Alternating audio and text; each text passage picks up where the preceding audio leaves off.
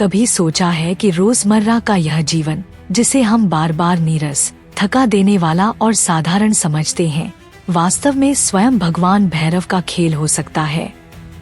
विज्ञान भैरव तंत्र, जो आदिशक्ति देवी पार्वती और महाकाल भैरव के संवाद का ग्रंथ है, हमें बताता है कि हर क्षण, हर क्रिया, हर अनुभव ही ध्यान का द्वार बन सकता है।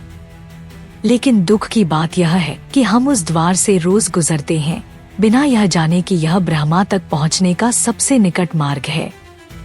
सोचो, जब तुम सुबह उठते हो और पहला सांस अंदर लेते हो, वही सांस तुम्हें परमात्मा तक ले जाने वाली हो सकती है, पर हम उसे सिर्फ एक सांस समझकर भूल जाते हैं।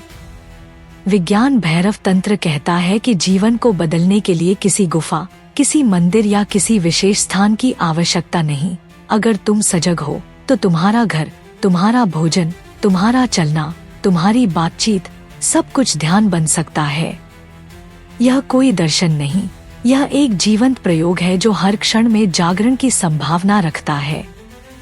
विज्ञान भैरव तंत्र में 112 ध्यान विधियां बताई गई हैं, पर उनमें से बहुत सी इतनी साधारण लगती हैं कि मनुष्य उनका महत्व समझ ही नहीं पाता।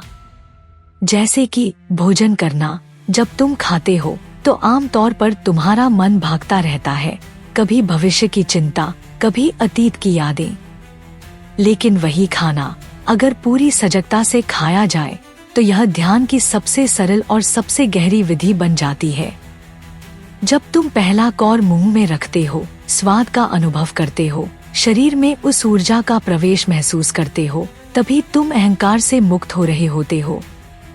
उस क्षण तुम खा नहीं रहे, ब्रह्मा खा रहा है, ब्रह्मा का अनुभव कर रहा है। यही है अन्न में ब्रह्मा की अनुभूति। भैरव कहते हैं, जब हर क्रिया में चेतना आ जाती है, तब साधक धीरे धीरे अपनी सीमाओं को खो देता है और वही हो जाता है जो परम है।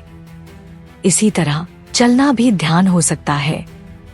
जब तुम चलते हो, हर कदम पर ध्यान रखो कि पैर जमीन को छू रहा है, हवा त्वचा को छू रही है, आसपास की ध्वनियां शरीर के भीतर प्रवेश कर रही हैं।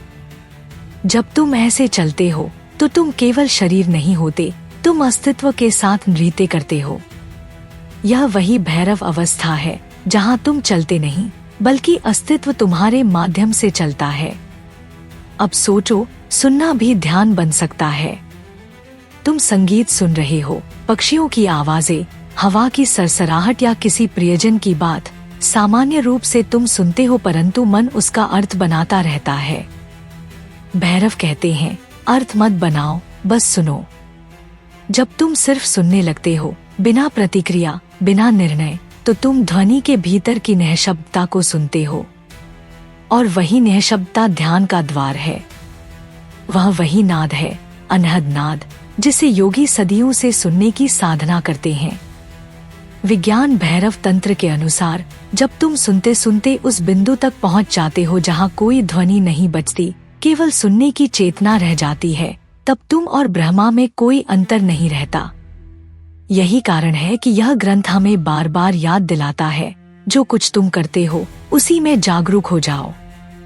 लेकिन सबसे रहस्यमय और गूढ़ शिक्षा आती है जब भैरव कहते हैं, यहाँ तक कि क्रोध, दुख और विवाद भी ध्यान बन सकते हैं। यह शायद सबसे कठिन और चौंकाने वाला सत्य है। जब कोई तुमसे झगड़ता है, अपमान करता है या तुम्हारे भीतर क्रोध की आग उठती है, वही क्षण तुम्हें आत्मबोध तक पहुंचा सकता है।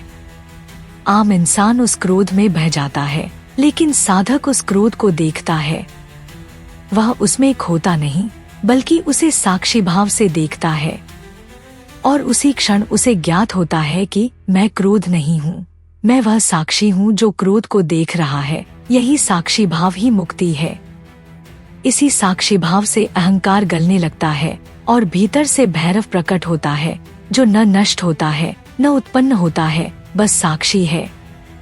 यह समझना ही साधना की चरम सीमा है, जब हर भावना, हर पीड़ा, हर संघर्ष एक सीढ़ी बन जाती है परम अनुभूति की। विज्ञान भैरव तंत्र हमें सिखाता है कि जीवन में कुछ भी निषिद्ध नहीं है।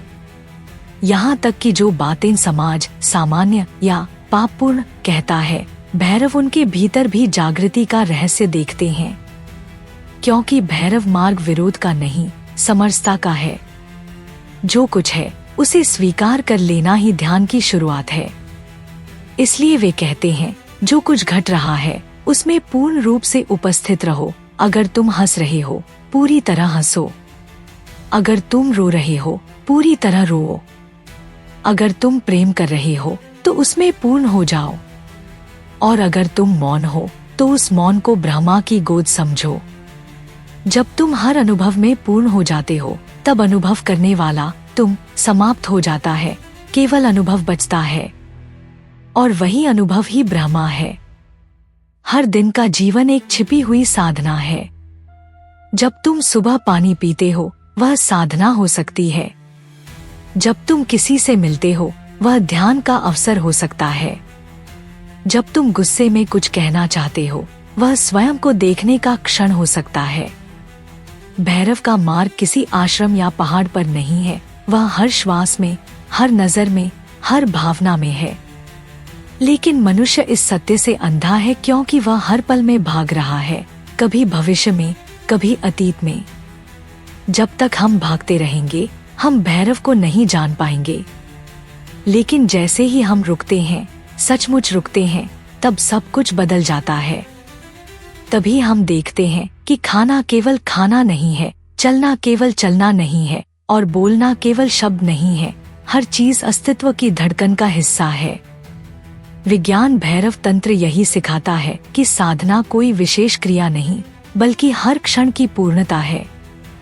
अगर तुमने एक क्षण के लिए भी पूरी सजगता से जीवन को देखा, तो वही क्षण तुम्हें मुक्त कर सकता है। तुम्हें सैकड़ों जन्म नहीं चाहिए, सिर्फ एक गहरी नजर, एक सच्ची सांस, एक पूर्ण उपस्थिति। यही भैरव का रहस्य है। जब तुम पूरी तरह वर्तमान में हो जाते हो, तो समय समाप्त हो जाता है। तब तुम भूत या भविष्य नहीं रहते, तुम सिर्फ हो, और वही होना ही परमात्मा का स्वरूप है। यही विज्ञान भैरव तंत्र का सार है। यह कोई धार्मिक पुस्तक नहीं, यह अस्तित्व का वैज्ञानिक सूत्र है। इसमें कोई आस्था नहीं चाहिए, बस अनुभव चाहिए। क्योंकि भैरव कहते हैं, जो अनुभव किया जा सकता है वही सत्य है। अब सोचो, अगर तुमने यह समझ लिया कि तुम्हारे जीवन का हर क्षण ध्यान बन सकता है, तो तुम्हें और क्या चाहिए? अब कोई अलग मंदिर नहीं चाहिए, कोई विशेष मुद्रा नहीं, कोई मंत्र नहीं। बस सजग रहो। चलो तो देखो कौन चल रहा है। खाओ तो महसूस करो कौन खा रहा है। बोलो तो देखो कौन बोल रहा है। और धीरे धीरे तुम जान जाओगे कि वह कौन शरीर नहीं, मन नहीं, बल्कि स्वयं भैरव चेतना है।